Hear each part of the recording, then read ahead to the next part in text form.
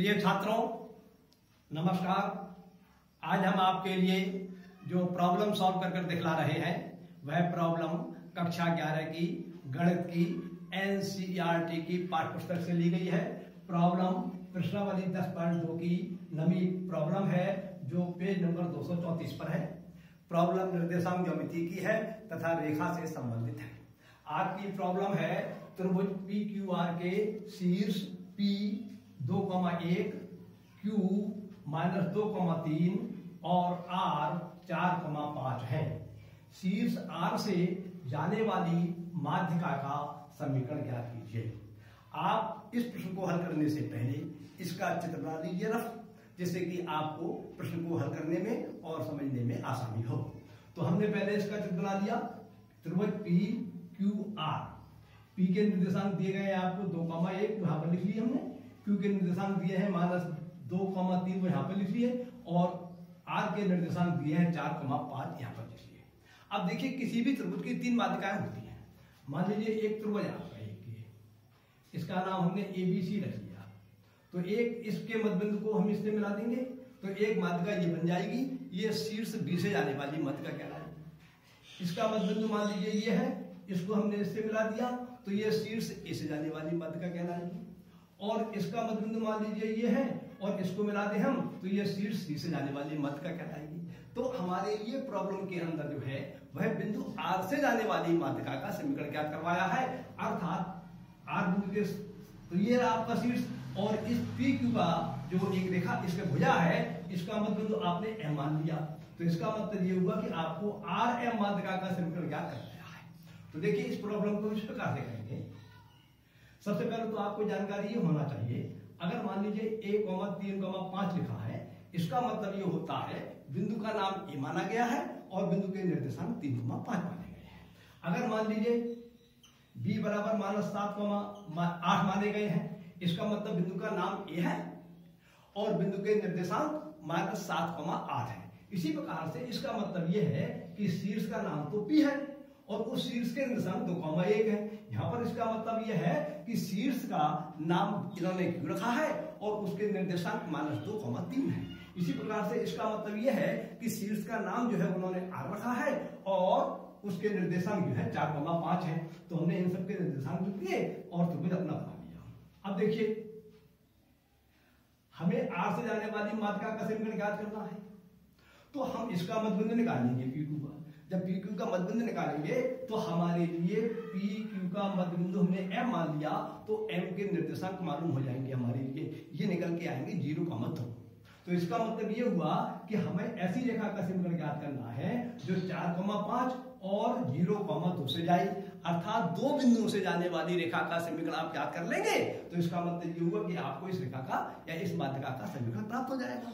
और आप जानते हैं दो बिंदुओं से जाने वाली रेखा का अगर आपको समीकरण निकालना है तो सूत्र होता है y - y1 बराबर y2 - y1 upon x2 - x1 into x - x1।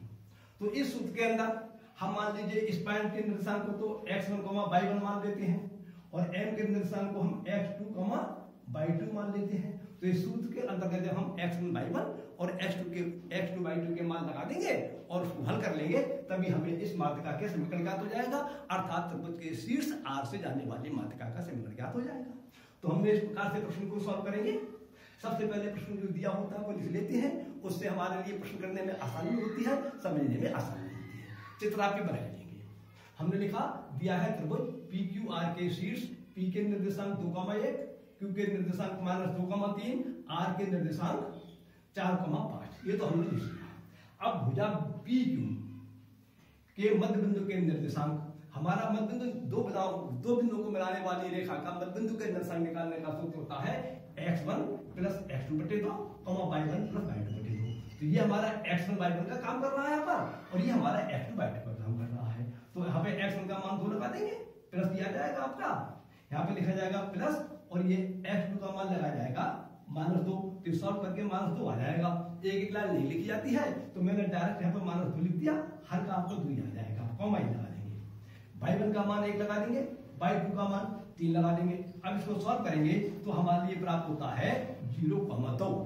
अर्थात PQ आधार जो है उसका मध्य बिंदु M जो है उसके निर्देशांक हुए 0,2। तो अब R से जाने वाली माध्यिका 4,5 और 0,2 से जाती है, और हम जानते हैं दो बिंदु से जाने वाली रेखा का समीकरण जैसा आपको उसमें बताया था ये होता है। तो हमने लिख दिया R से जाने वाली माध्यिका का समीकरण y माइनस y1 बराबर y2 minus y1 upon x2 minus x1 into x minus x1 सूत्र से।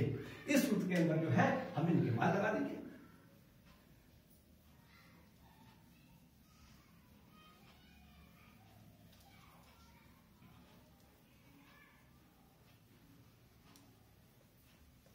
तो देखिए सूत्र हमारा y minus y1 y2 minus y1 upon x2 minus x1 into x minus x1। भाई तो हमने ये लगा दिया, माइनस ये लगा दिया। अब y1 का मान कितना है हमारा 5, तो यहाँ 5 लगा देंगे हम। y2 का मान कितना है 2, तो यहाँ पर लगा देंगे हम 2, माइनस किया जाएगा और यहाँ पर ये इसका y1 का मान आ जाएगा 5। ये तो हमारा ये आ गया। अब हम क्या करेंगे, हम करेंगे इसका हर में लिखेंगे इसको x2 माइनस x1। x2 का मान तो 0 है और x1 का मान कितना है 4, तो यहाँ पे लगाएंगे हम 0 माइनस 4, ब्रैकेट बंद कर देंगे, x ही लगा देंगे और x1 का मान जो है कितना 4, ये वाला x1 का मान 4 लगा देंगे, माइनस ही लगा देंगे। अब आप इसको सॉल्व कर लीजिए, तभी आपको रेखा का समीकरण प्राप्त हो जाएगा। तो y माइनस 5 बराबर माइनस 5 बटे माइनस 4 और ब्रैकेट में आ जाएगा x माइनस 4। इसके बाद अब गलती हो गई जरा सी, यहाँ पे आएगा सॉल्व करके -3 y माइनस 5 बराबर ये लिखे हुए हैं अंश में 2 माइनस 5, तो ये आएंगे -3 आएंगे अंश में, तो यहाँ पर लिखा जाएगा -3 बटे -4 और ब्रैकेट में लग जाएगा ये x माइनस 4। इस माइनस से ये माइनस कैंसिल हो जाएगा, तो आपको फल प्राप्त होगा y माइनस 5 बराबर 3 बटे 4 ब्रैकेट x माइनस 4। अब आप इसकी कैंची गुणा कर लीजिए।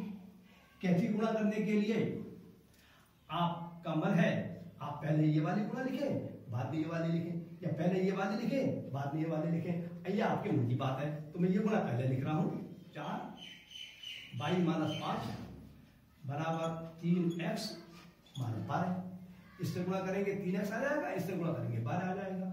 इसकी अब अंदर गुणा करेंगे तो कितना आ जाएगा 4y माइनस 20 बराबर 3x माइनस 12। इसको आप लिख लीजिए 4y बराबर 3x, यहाँ पर लिखे रह दीजिए आप, और ये 20 जो है वो नेगेटिव के हैं LHS में, ये पॉजिटिव के हो जाएंगे यदि RHS में ले जाएंगे तब। तो हमें फल प्राप्त होगा माइनस 12 ये हो गया प्लस ये 20 ये हो गया, तो हमें फल प्राप्त हुआ 4y बराबर 3x प्लस 8।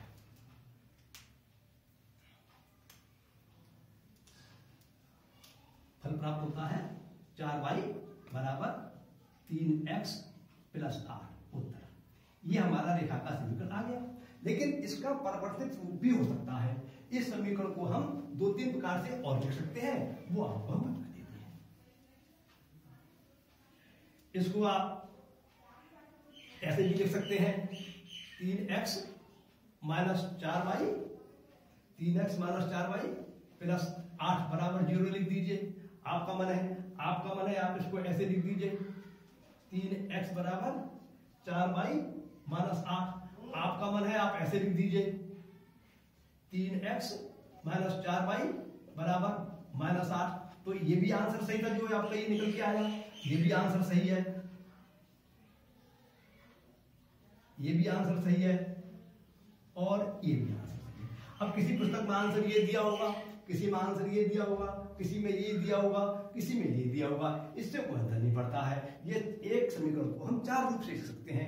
एक इस प्रकार से लिख सकते हैं आप, एक इस प्रकार से, एक इस प्रकार से, एक इस प्रकार से। इस प्रकार से मैंने आपको उसके 4 रूप लिख के दिखा दिए। आपका मन परीक्षा में जो मन में आए सो आंसर लिख दीजिए, वही आंसर आपका सही हो जाएगा। लेकिन मेरे विचार से आपकी पुस्तक में जो आंसर दिया हुआ है वह आंसर दिया हुआ है ये वाला 3x माइनस 4y, 3x ये वाला दिया मेरे ख्याल से, ये वाला 3x माइनस ये वाला आंसर दिया पुस्तक में 3x माइनस 4y बराबर माइनस 8। पुस्तक में आपकी ये आंसर दिया हुआ मेरे विचार से।